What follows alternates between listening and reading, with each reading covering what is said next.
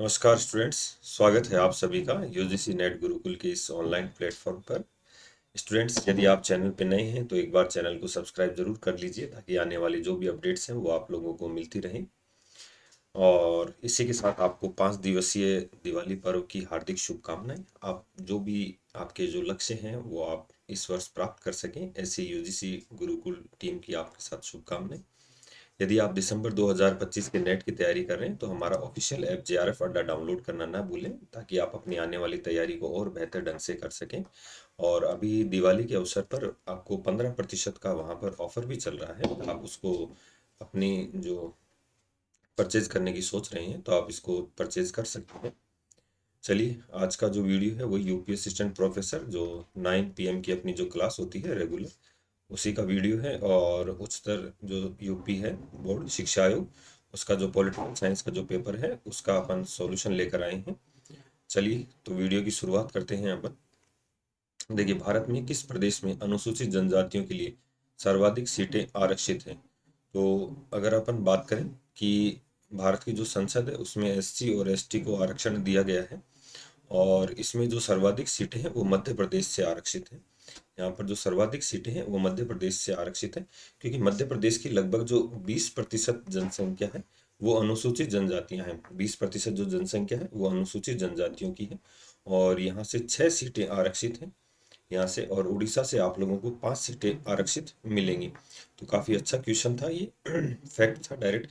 और राजस्थान से अगर हम बात करें तो 3 सीटें राजस्थान से आरक्षित है। तो ध्यान रखना, इसका जो राइट आंसर हो जाएगा वो मध्य प्रदेश हो जाएगा। नेक्स्ट अपन बात करें कि निम्न में से कौन सा सैनिक संगठन नहीं है?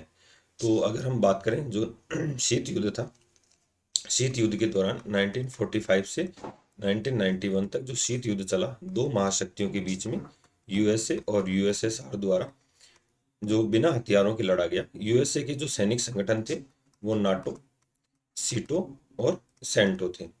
अगर वहीं हम बात करें जो यूएसएसआर है, इसका एकमात्र सैनिक संगठन था जो था वारसा पैक्ट।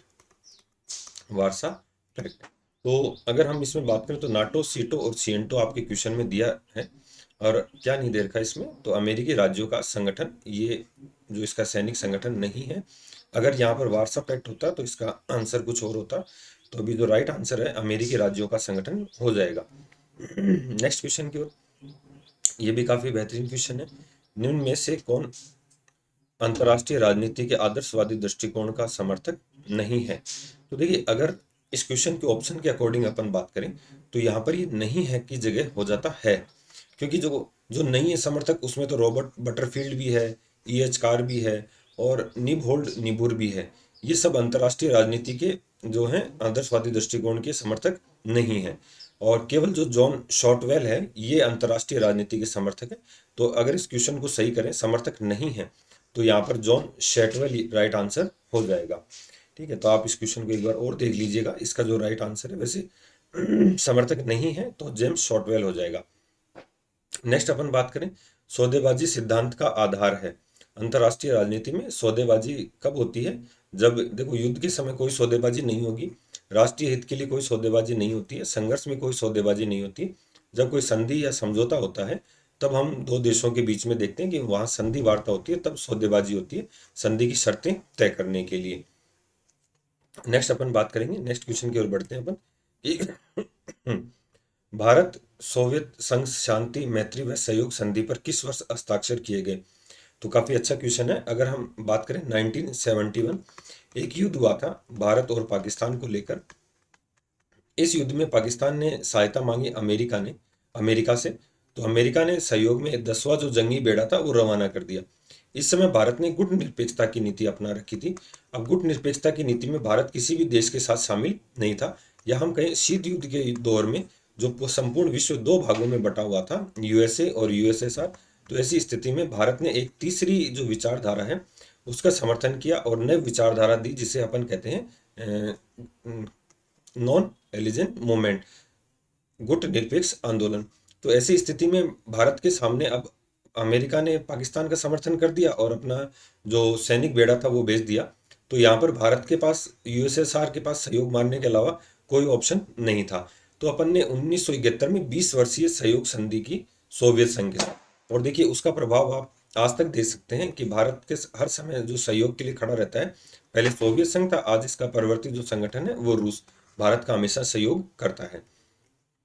नेक्स्ट अपन बात करें कि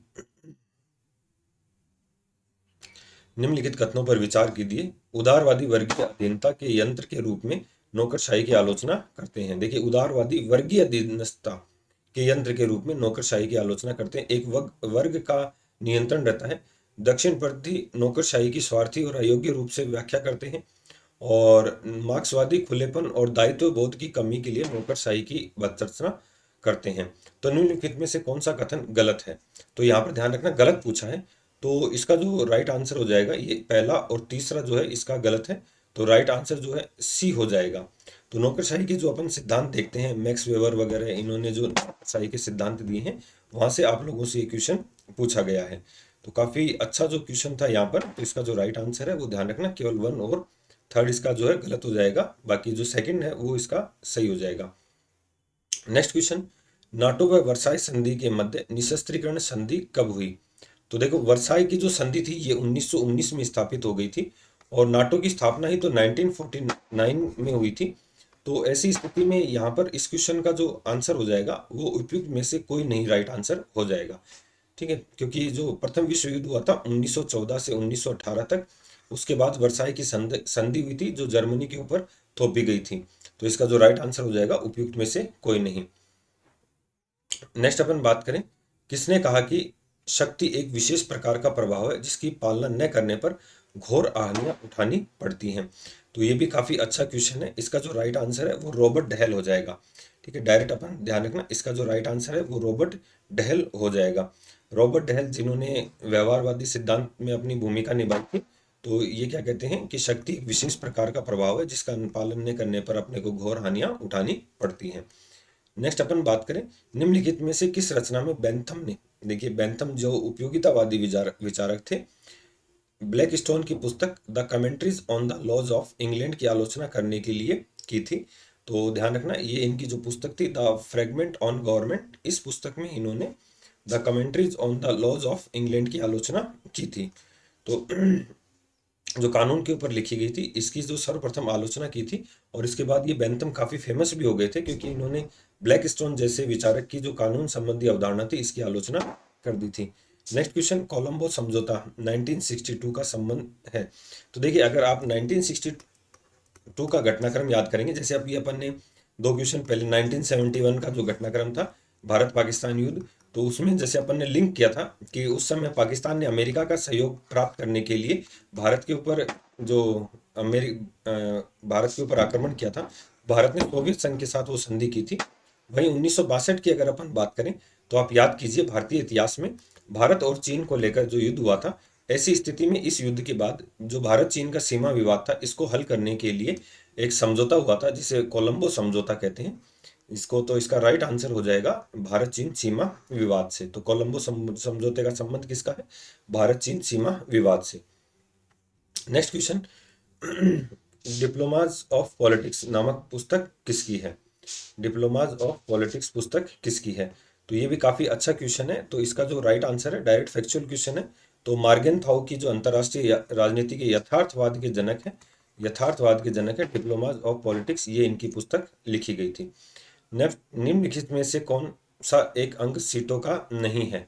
तो सीटों अपन ने बात की थी 1954 में एक संगठन की स्थापना हुई थी, अमेरिका का सैन्य संगठन था जो इन्होंने एशिया पर अपने प्रभाव को स्थापित करने के लिए निर्माण किया था। तो इसका जो राइट आंसर हो जाएगा वो सभा हो जाएगा। इसका जो राइट आंसर हो जाएगा सभा, सचिवालय एवं कार्य समूह परिषद पहरवा समिति, इसका राइट ये जो है इसके अंग हैं। नेक्स्ट अपन बात करें कि निम्नलिखित कथनों में कौन सा कथन गलत है? तो अंतर्राष्ट्रीय संबंधों का वार्ता के साथ के साधन द्वारा प्रबंधन की कूटनीति अंतर्राष्ट्रीय संबंधों का, बिल्कुल ये राइट है कि वार्ता के द्वारा हम क्या करते हैं, अंतर्राष्ट्रीय संबंधों को स्थापित करते हैं। कूटनीति राजनीति की एक ऐसी व्यवस्था में काम करती है जिसमें युद्ध एक संभावना है। कूटनीति तभी प्रासंगिक होगी जबकि पूर्ण असहमति हो। नहीं, जब ये यहाँ पर सहमति होगी तभी तो कूटनीति की अपन प्रासंगिक होगी। तो इसका जो राइट आंसर है वो सी राइट आंसर हो जाएगा। ठीक है, तो जो ये गलत है बाकी सब क्या है राइट आंसर हो जाएंगे। तो आज का ये एक यूपीएस असिस्टेंट प्रोफेसर को लेकर अपना एक वीडियो था। तो स्टूडेंट्स, यदि आप चैनल पे नए हैं तो चैनल को एक बार सब्सक्राइब जरूर कर लीजिए, ताकि आने वाली जो भी अपडेट है नेट से संबंधित, सेट से संबंधित और असिस्टेंट प्रोफेसर से संबंधित आप लोगों को मिलती रहे। और आप सब लोगों के लिए जो दिवाली त्यौहार है वो काफ़ी अच्छा बीते, ऐसी शुभकामनाएं। यूजीसी नेट गुरुकुल टीम के साथ जुड़े रहिए। धन्यवाद।